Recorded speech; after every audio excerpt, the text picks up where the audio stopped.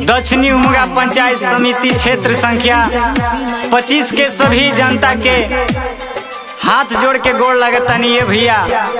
आप सबके सेवा करे खातिर शैलेंद्र भैया आ रहल बानी रेणु दीदी के साथ में। तो आप सब भारी से भारी मतों से इनका के विजयी बनाई जा। ये चाचा ये चाची सुना सुना सुना ये चाचा बात जनी हो भूलाई। हाँ सुना सुना सुना ये चाची बात जनी हो भूलाई। हाँ पंचायत समिति सदस्य से शैलेंद्र भैया के जीताई। हाँ पंचायत समिति सदस्य से रेणु दीदी के जीताई। हाँ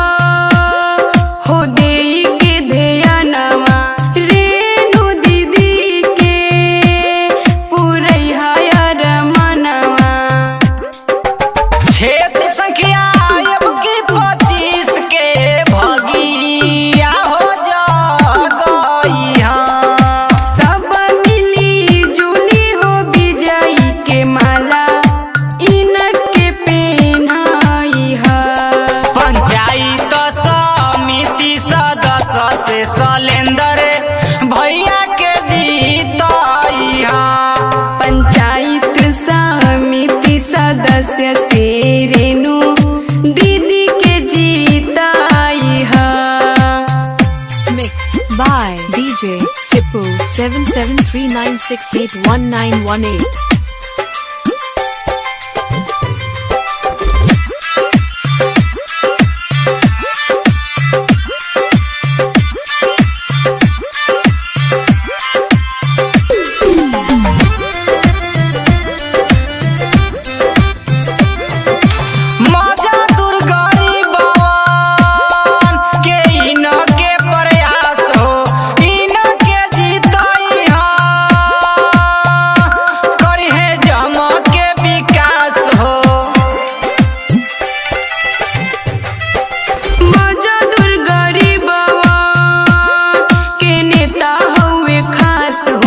जीती जब जाइए हैं करिए जम के विकास हो। ए चाची मुर्गा दारू रुपिया पजनी केहू होलू भाई। हाँ फेकुआ के फेरा में दीदी पड़ी जानी हो जाई। हाँ पंचायत समिति सदस्य से शैलेंद्र भैया के जीताई। हाँ पंचायत समिति सदस्य से रेणु दीदी के जीताई। हाँ Mixed by DJ Sipu 7739681918।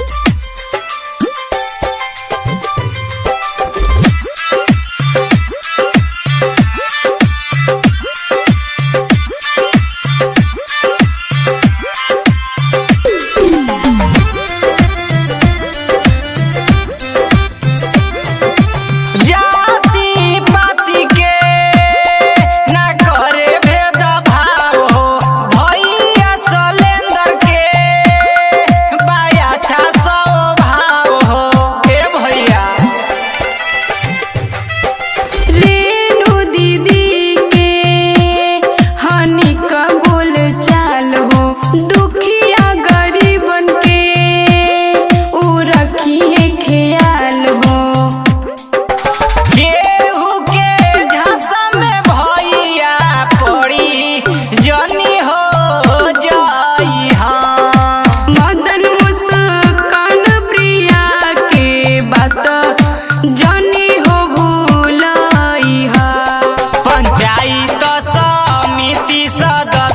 से सलेंदर भैया के जीताई।